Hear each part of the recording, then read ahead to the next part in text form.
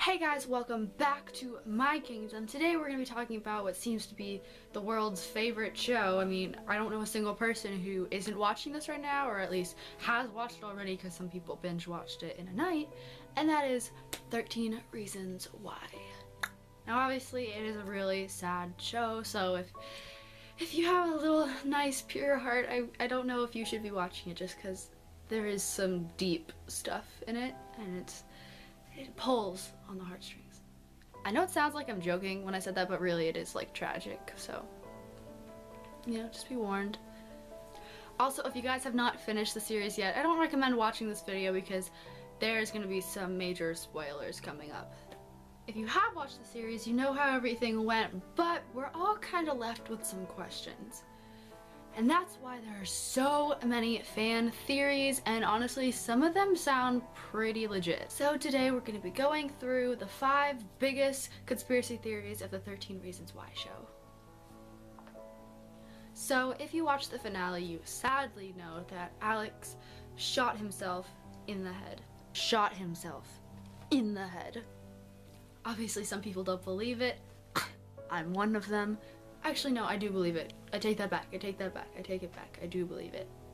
I have my own theory, okay? We'll get to that. Now, when everyone heard that Alex had shot himself, everyone was, of course, super sad. I mean, he was a nice kid from what we've seen. So there are some theories that he is not the one who shot himself in the head. You know that mega creepy boy who takes pictures of people from outside their houses? Yeah, Tyler. A lot of people think he was the one who shot Alex in the head instead of, him doing it himself. Which is not crazy if you think about it, seeing that we did see that he has a drawer in his room filled with tons of weapons and guns. Like, what are you doing with those? Now the theory is that Tyler shot Alex and just framed it all to look like a suicide so he wouldn't be blamed. The reasoning behind this, though, is the part that makes me not believe it. Because if you think about it, Alex was kind of like the one guy who was more on the nicer side towards Tyler. I mean, I feel like none of them were really that nice to him. They all just kind of were like, you can't sit with us, get away. Even though you were on the tapes, we don't want you at our meetings. Like, you're not good enough for us. Sorry, bye.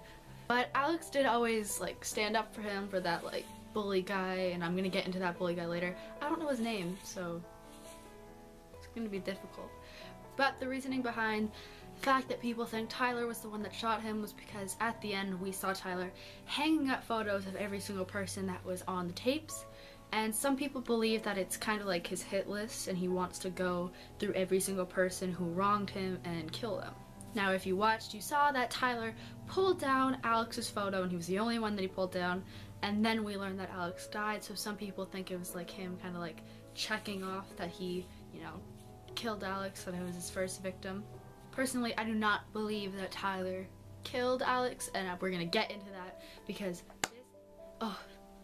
this, I swear, I figured it all out. I swear. Just listen, okay? Just listen. Throughout the whole series, you can kind of see that Alex does seem to be the most depressed one in the group of people. I mean, obviously Clay is dealing with so much and he's so worried, but I don't know, I feel like there's a lot of signs with Alex that he's really just mentally, like, not wanting to be there anymore. So I'm gonna add in my points to this next theory because they kind of go hand in hand. So the thing that people are thinking is that Alex was not the guy that you saw in the ambulance the episode before the finale, when we heard that a 17-year-old boy had a bullet wound to the head.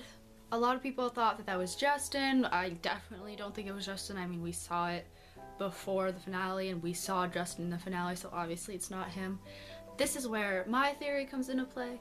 That boy who had been bullying Tyler and had also, beaten up Alex earlier in the series, I think it was him in the ambulance. Because if you look, you can clearly see that the boy in the ambulance does have brown hair. And if you look at the scene where Tyler is like getting held up on the lockers by that guy, you can clearly see it's like the same exact thing.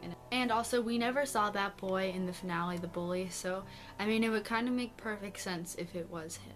And plus, Tyler actually had a flashback to when he was being held up against the locker by him, and then Alex came to save him, so I think that was just kind of him like reminiscing on who he killed, and then Alex saving him, sorry.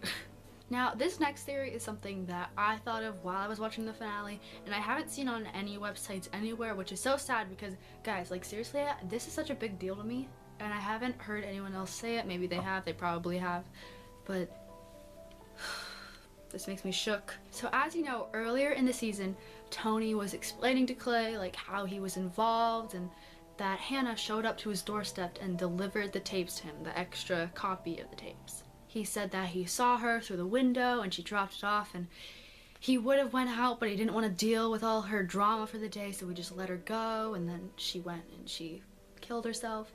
And you know, that all sounds believable, like, you know, Tony, well, we don't know why he would have any reason to lie, like, maybe Hannah did just show up and give him the tapes. But while watching the finale, I realized that there was some stuff that didn't add up with what Tony had said.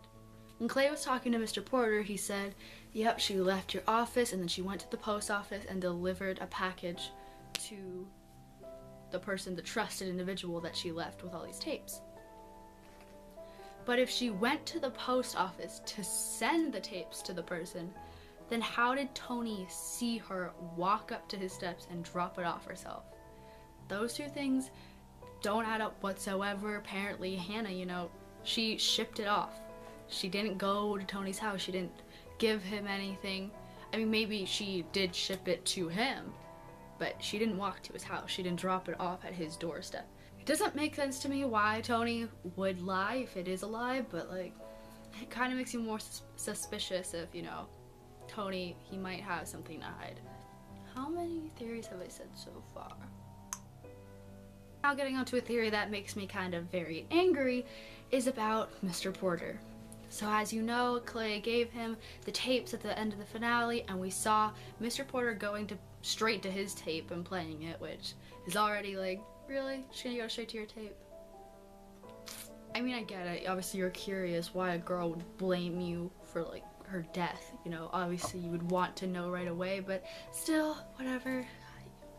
Watch the rest of them, please, Mr. Porter, please. You've already been a really awful school therapist as it is. Please don't already screw it up even after she's dead, please. But a lot of fans are also saying that Mr. Porter is going to throw away his tape or break it, smash it, I don't know. At the end of the day, just get rid of it.